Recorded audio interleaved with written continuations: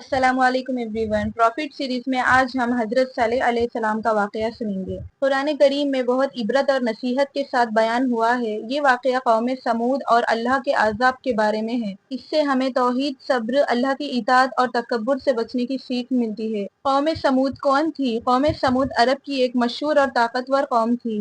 یہ لوگ پہاڑوں کو کاٹ کر مضبوط اور خوبصورت گھر بناتے تھے۔ ان کے پاس مال، طاقت اور ہر طرح کی آرام کی چیزیں تھیں، لیکن وہ اللہ کو بھول گئے اور بتوں کی پوجا کرنے لگے۔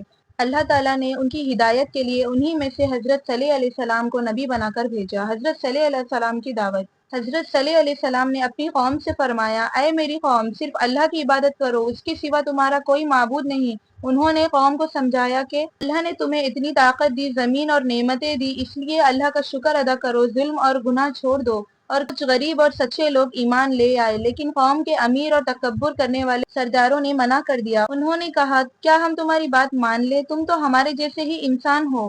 معجزے کا مطلب مطالبہ۔ قوم نے حضرت صالح علیہ السلام کو چیلنج دیا، اگر تم اللہ کے نبی ہو تو کوئی معجزہ دکھاؤ۔ روایتوں میں آتا ہے کہ انہوں نے ایک بڑے پہاڑ کی طرف اشارہ کر کے کہا، اس پہاڑ سے ایک زندہ، صحت مند اور حاملہ اونٹنی نکالو۔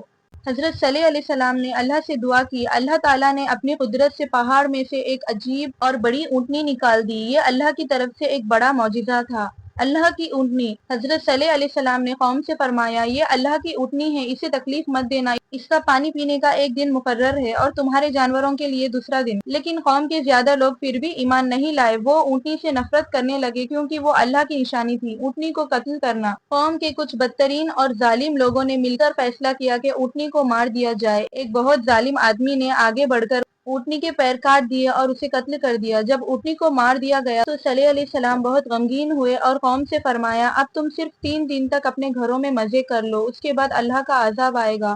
اللہ کا عذاب۔ قوم نے پھر بھی معافی نہیں مانگی، وہ گھمنڈ میں ہی رہے۔ 3 دن بعد زمین زور سے ہلی، ایک خوفناک چیخ کی آواز آئی اور سخت زلزلہ آیا۔ اللہ کے عذاب نے پوری قوم سمود کو تباہ کر دیا۔ سب لوگ اپنے گھروں میں مردہ گر پڑے، صرف حضرت صالح علیہ السلام اور ایمان والے لوگ بچ گئے۔ اس واقعے سے ہمیں یہ سیکھ ملتی ہے کہ اللہ ایک ہے اور صرف اسی کی عبادت کرنی چاہیے۔ تکبر اور گھمنڈ انسان کو برباد کر دیتا ہے۔ اللہ کے نبی ہمیشہ سچ بولتے ہیں، اللہ کی نشانیوں کا کبھی مذاق نہیں اڑانا چاہیے۔ گناہ اور ظلم کا انجام بہت برا ہوتا ہے۔ جو لوگ ایمان اور صبر کے ساتھ رہتے ہیں، اللہ انہیں بچا لیتا ہے۔ پروفٹ صلی اللہ علیہ السلام کا واقعہ ہمیں بتاتا ہے کہ دنیا کی طاقت اور دولت ہمیشہ کام نہیں آتی۔ اصلی کامیابی اللہ کے اطاعت میں ہے۔ قوم سمود بہت طاقتور تھی، لیکن جب انہوں نے اللہ کے نبی کی بات کو جھٹلایا اور اللہ کی نشانی کو نقصان پہنچایا تو اللہ کا عذاب ان پر آ گیا۔ اس لیے ہمیشہ سچائی، نماز، اللہ کی فرمانبرداری اور نیک راستے کو اپنانا چاہیے۔ بے شک، جزاک اللہ خیر۔